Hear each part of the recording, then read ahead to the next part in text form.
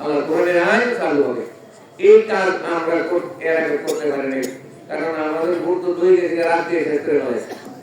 153 MP একদিনের অর্ডারে হয়ে গেছে। এখানে আল্লাহ প্রতিষ্ঠিত হয়ে গেছে। এদেশে মুসলমান সংখ্যা বেশি না, তারা যদি ইচ্ছা করে তাহলে এই যুগে কি আল্লাহ আইনটা প্রতিষ্ঠিত হবে না ভাই?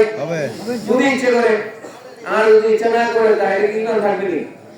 বলেন, যদি মুসলমানরা ইচ্ছা না করে এই জমিনে আল্লাহর দ্বীন আল্লাহর প্রতিষ্ঠিত করার জন্য মুসলমানরা যদি ইচ্ছা না করে, এই দেশের 90% মুসলমান 92% মুসলমান তারা যদি ইচ্ছা না করে তাহলে আল্লাহ দিবেই না। আমরা এই দৃষ্টি আপনাদের কাছে দাও করতে, আমরা যারা আছি এই দেশের জনগণ, আমরা এখানে ইচ্ছা করলে এই দেশে কি করতে পারি? কোরআনের বিধান, কোরআনের আইন, কোরআনের শাসন আল্লাহর দরবার কায়েম করতে পারি। এই দায়িত্ব আমাদের আল্লাহ দিয়েছেন।